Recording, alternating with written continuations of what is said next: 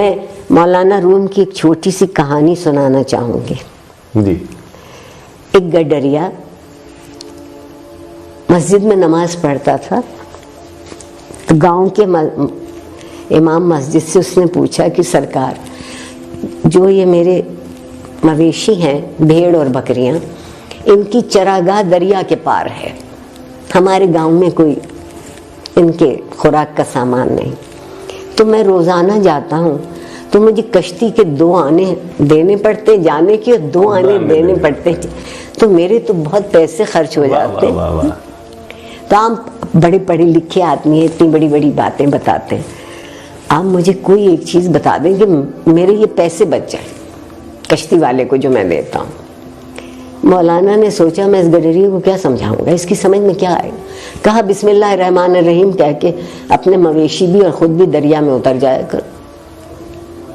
اگلے سے اس صاحب یقین نے، یہ بنیادی میں صاحب یقین نے جو ملا نے کہا تھا اس پہ سے بسم اللہ پڑھی، اپنا تہمت اپنی کمر سے باندھا، مویشیوں کو بھی اور خود بھی، اور دریا کے پار. آہا بے حد خوش، 2 آنے بچ گئے، میرے بچوں کے کھانا اچھا آ جائے گا. واپس بھی ایسے ہی آ گیا.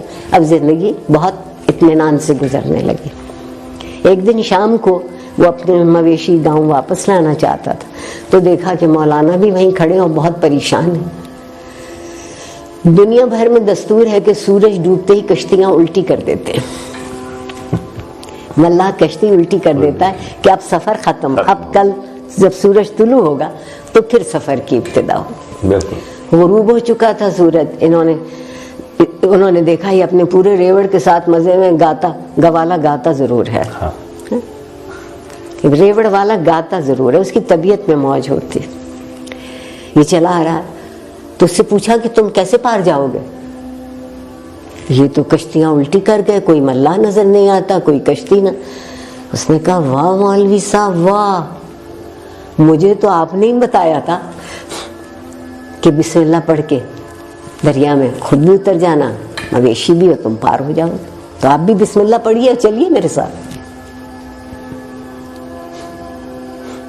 وہ چرواہا صاحب یقین تھا. بے شک یہ صرف صاحب گفتار تھے میری طرف. انہوں نے بسم اللہ پڑھی، ذرا سا پانی گہرا ہوا تو ڈوبنے لگے، بہت چیخے چلائے. چرواہا واپس آیا، آگے نکل گیا تھا، واپس آیا. کیا ہوا، خیر ہے؟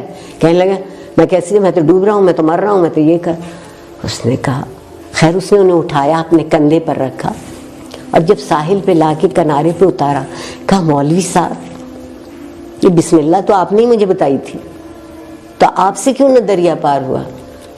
انہوں نے کہا کہ جس یقین سے تم پڑھتے ہو وہ میرے پاس نہیں. وہ یقین بہت. زندگی کی مشکل حل کرنے کے لیے پہلی چیز یقین ہے. واہ واہ واہ. اور یقین تک پہنچنے کے لیے دوسری چیز متحد ہو جانا. بے شک.